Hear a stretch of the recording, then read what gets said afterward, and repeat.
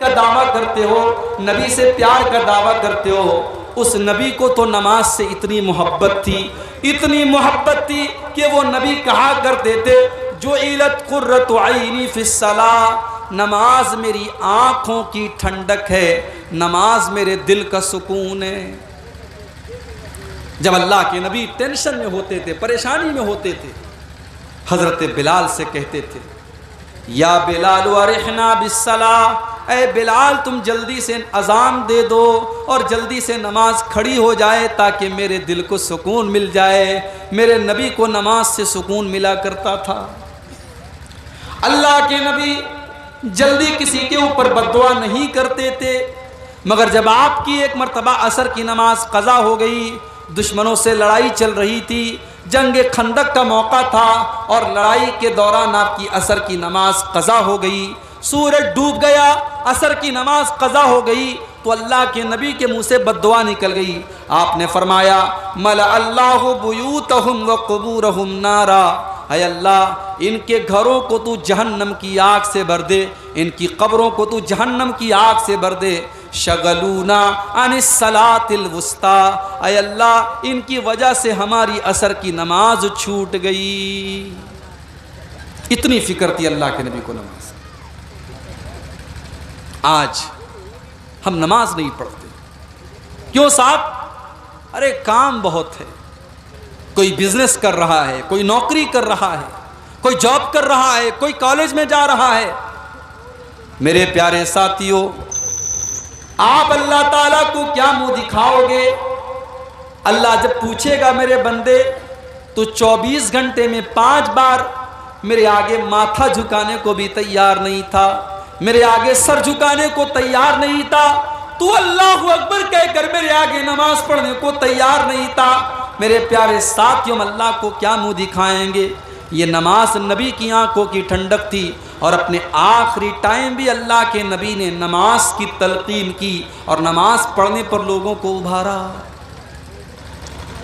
آپ کی بیوی حضرت ام حبیبہ رضی اللہ تعالیٰ عنہ کہتی ہیں کہ جب اللہ کے نبی کا آخری ٹائم تھا، آپ کی زبان سے الفاظ نہیں نکل رہے تھے، آپ بے قرار تھے، بے چین تھے، تڑپ رہے تھے۔ آپ اس حالت میں اللہ کے نبی کی زبان سے کچھ الفاظ نکل رہے تھے، میں نے غور سے کان لگایا کہ سنوں اللہ کے نبی کیا کہہ رہے ہیں، تو اللہ کے نبی کی زبان سے الفاظ نکل رہے تھے الصلاۃ الصلاۃ وما ملکت ایمانکم، او لوگو تم نماز کی پابندی کرنا، او لوگو تم نماز کی پابندی کرنا، اپنے غلاموں کا خیال کرنا، اپنی لونڈیوں کا خیال رکھنا، اپنے نوکروں کا خیال رکھنا۔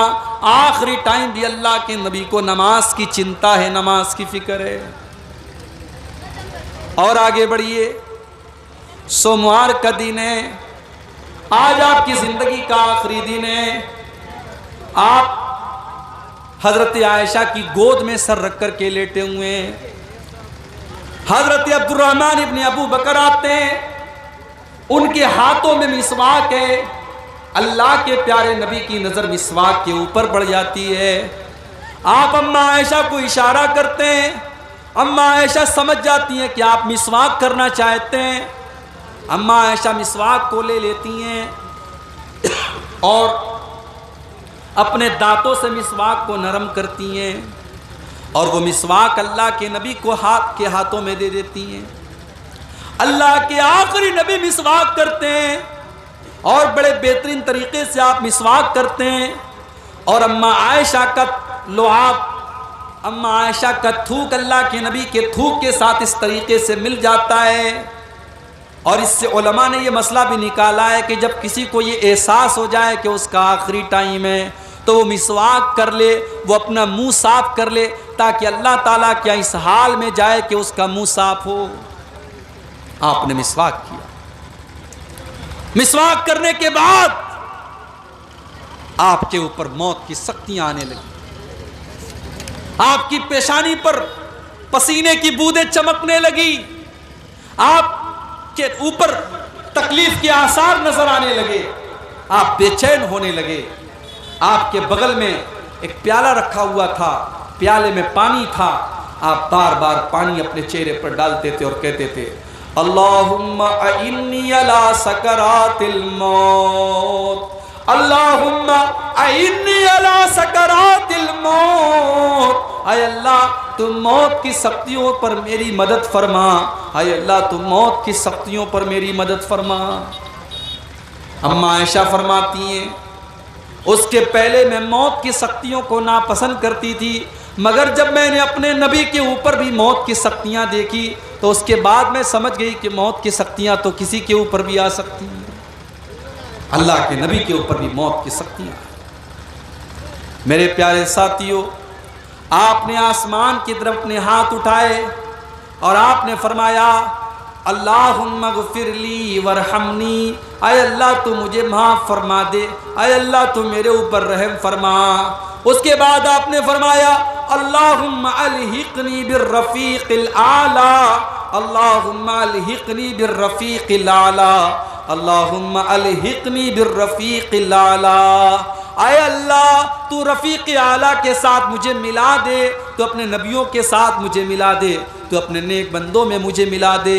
اتنا کہنے کے بعد اللہ کے نبی کا ہاتھ دھیرے دھیرے زمین پر آ گیا اور آپ کی روح آپ کے بدن سے نکل گئی اور آپ کا انتقال ہو گیا۔ میرے پیارے ساتھیوں، موت کا یہ منظر اللہ کے پیارے نبی کو بھی دیکھنا۔ آپ کی بیٹی فاطمہ جو اس موقع پر موجود تھی، ان کی آنکھوں میں آنسو بہ رہے تھے اور وہ کہہ رہی تھی یا ابتا، ہائے میرے ابا جان، من جنت الفردوس ماوا، میرے ابا جان کا ٹھکانہ تو جنت الفردوس ہے۔ الا جبریل ننعا، اے جبریل ہم تمہیں اپنے باپ کی موت کی خبر دے رہے ہیں۔ اجاب ربا دعا، میرے ابا نے اپنے رب کی دعوت کو قبول کر لیا، میرے ابا تو اپنے رب کے پاس چلے گئے، میرے بابا تو اپنے رب کے پاس چلے گئے۔ آپ کی بیٹی کی آنکھوں سے آنسو بہ رہے تھے۔ موت کا وہ منظر دیکھ کر کے صحابہ کرام بے چین ہو گئے، بے قرار ہو گئے۔ حضرت عمر فاروق رضی اللہ تعالیٰ تو ماننے کے لیے تیار ہی نہیں ہے کہ اللہ کے نبی کو موت آئی ہے، وہ تو یہ ماننے کو ہی تیار نہیں کہ ان کو موت آ سکتی ہے۔ حضرت عمر کہتے ہیں کہ وہ لوگوں، اللہ کے نبی کو موت نہیں آئی ہے، آپ زندہ ہیں، اور جیسے موسیٰ علیہ السلام کو اللہ تعالیٰ نے 40 دن کے لیے بلایا تھا، اللہ کے نبی کو بھی بلایا ہے، آپ واپس آئیں گے۔ اور جو لوگ یہ کہہ رہے ہیں کہ آپ کو موت آ گئی ہے، ان کے ہاتھ پیر کو وہ کاٹ ڈالیں گے۔ ابو بکر صدیق رضی اللہ تعالیٰ عنہ کو پتہ چلا، وہ بھی آئے، مسجد میں داخل ہوئے۔ حضرت عمر غصے میں کھڑے ہوئے تھے، حضرت ابو بکر نے ان سے کوئی بات نہیں کی اور ڈائریکٹ حضرت عائشہ کے کمرے میں چلے گئے۔ جب حضرت عائشہ کے کمرے میں گئے، سامنے اللہ کے نبی کی ڈیڈ باڈی ہے، اللہ کے نبی کا جسم اطہر ہے، آپ کی باڈی ہے، آپ کا شریر ہے، آپ کا جسم مبارک ہے۔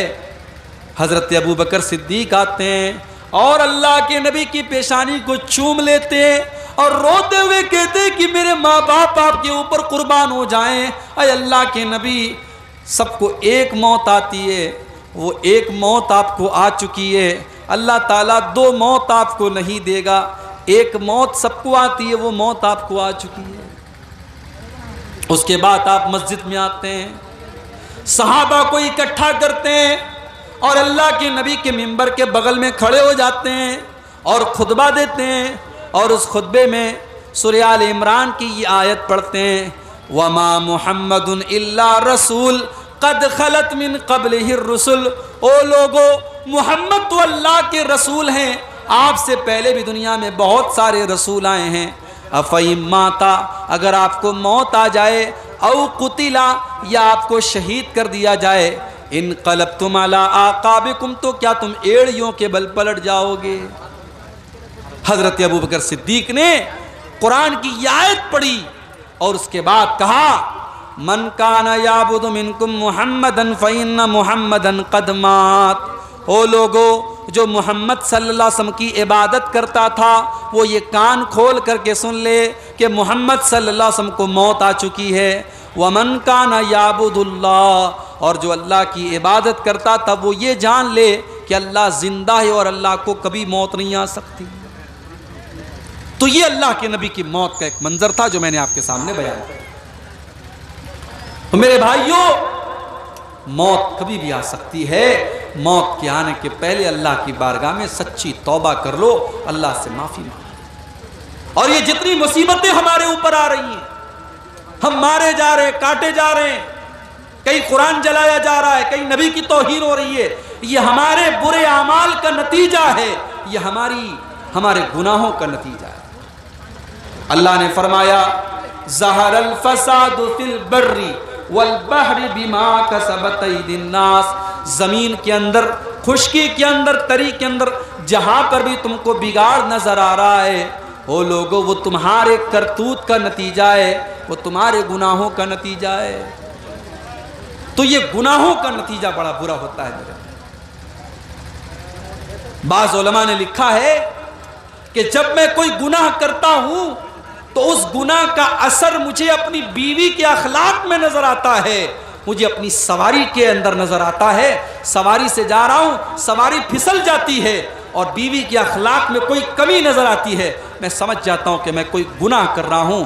گناہ کا انجام ہمیشہ بھیانک ہوتا ہے میرے بھائی. جب انسان کوئی گناہ کرتا ہے، کوئی پاپ کرتا ہے، اس کی روزی روٹی چھین لی جاتی ہے. اس کے مقدر کی روزی جو اللہ تعالیٰ لکھتا ہے وہ روزی چھین لی جاتی ہے. اللہ کے پیارے نبی فرماتے ہیں ان العبد لیحرم الرزق بذنب یصیبہ. انسان کو جو روزی ملنے والی ہوتی ہے وہ روزی اس سے چھین لی جاتی ہے اس کے گناہ کی وجہ سے. اب آئیے آخری چیز بیان کرتا ہوں کہ گناہوں سے ہم کیسے بچیں.